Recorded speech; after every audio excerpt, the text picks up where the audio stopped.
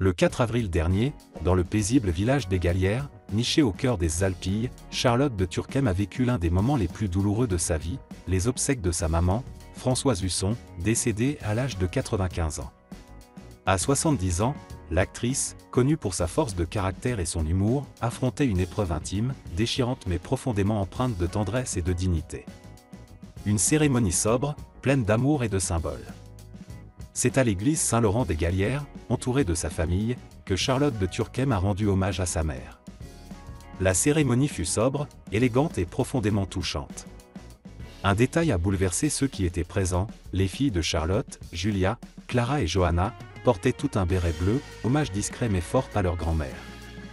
Également présent, Zaman Hachemi, le mari de l'actrice, sa sœur Marie-Cléophée, ainsi que de nombreux membres de la famille, petits-enfants et arrière-petits-enfants, venus entourer Charlotte dans cette épreuve. Main dans la main, la comédienne a mené le cortège funéraire jusqu'au cimetière. Une vidéo, partagée discrètement sur les réseaux sociaux le lendemain, montre un moment bouleversant. Clara et Julia, accompagnées de Zaman Hachemi, portent le cercueil en fin de cérémonie, un geste d'une puissance émotionnelle rare qui a profondément touché les internautes. Une relation mère-fille marquée par la tendresse et la maladie. Dans les mois précédant ce dernier adieu, Charlotte de Turckheim s'était confiée avec émotion sur la santé déclinante de sa mère, atteinte de la maladie d'Alzheimer depuis 4 ans. Dans Danse avec les stars, émission à laquelle elle a récemment participé, elle avait expliqué avec franchise. « Je m'en occupe énormément, elle réside dans un centre dans le village. C'est vraiment une épreuve. » La maladie, sourde et cruelle, avait peu à peu arraché à Françoise Husson ses souvenirs, son autonomie, son sourire. Un crève-cœur pour sa fille, qui avait confié combien cette situation lui faisait aussi envisager sa propre fin de vie. On se projette, on se demande comment les enfants vont s'organiser pour nous. On voit l'avenir en noir. Face à l'épreuve, choisir la joie comme acte de résistance. Malgré la douleur, Charlotte de Turckheim a choisi de ne pas se laisser submerger. Pour ses enfants, pour ses petits-enfants, elle continue de porter une lumière, une énergie de vie et de joie.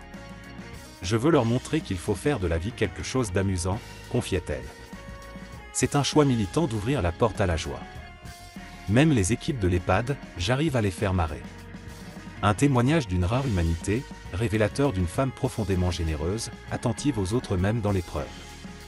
Un anniversaire discret sous le signe de la mémoire. Le lendemain des obsèques, le 5 avril, Charlotte de Turckheim célébrait discrètement ses 70 ans. Pas de grande festivité, mais un moment de recueillement, d'introspection et, sans doute, d'amour partagé avec ses proches. Un anniversaire mêlé de tristesse, certes, mais aussi d'une force tranquille, celle de celles et ceux qui savent transformer les larmes en tendresse, le deuil en souvenir précieux. Conclusion. Charlotte de Turckheim traverse une page difficile de sa vie, mais elle la traverse avec élégance, courage et chaleur humaine. Son témoignage, son regard sur la maladie, sur la famille et sur la vie, continue de toucher profondément le public. Et dans cette perte, c'est toute une génération qui se reconnaît, entre douleur, transmission et tendresse.